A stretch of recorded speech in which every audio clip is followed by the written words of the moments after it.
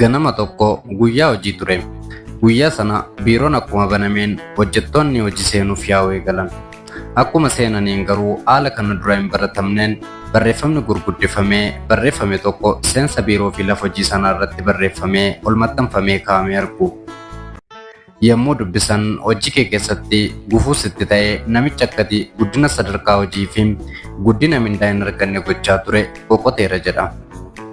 Itti aansee immoo namichi eenyu akka ta'e ilaaluu barbaannaan kutaa kanatti aanu kottuuti ilaali jedhee lakkoofsa kutaa gamoo mana hojii sanaa irratti argaman keessaa tokko barreesseera.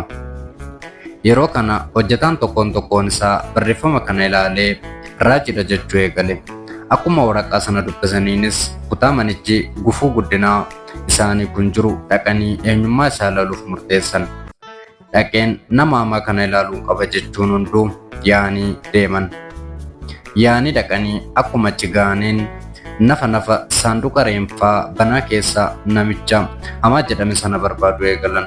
Garuu wanti argan raajiitti ta'e. Baay'ee rifatanii jecha tokko otoo hin dubbatiin bakkuma jiranitti naannii dhaabbatan.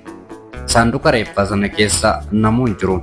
Daawitii yookaan of ilaallee qofatu ture. Daawitii sana keessatti hundumtuu fuula ofiisaa argu jechuudha. Yeroo kana baay'ee rifatan. Daawitii sana gara cinaadhaan barreeffamni tokko barreeffamee mul'ata. Akkas jedha.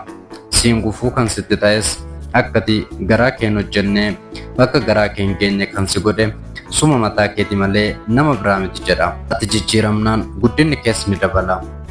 Kanaafuu eenyummaa kee duubatti si harkisu guddina keef gufuu ta'u kana asumatti Daawitii kana keessatti dhiisiitii eenyummaa kee isa murataa fi jabaa guddina kee tumsuu fi hawwu qabaadhu hojii keetti jabaadhu jedha.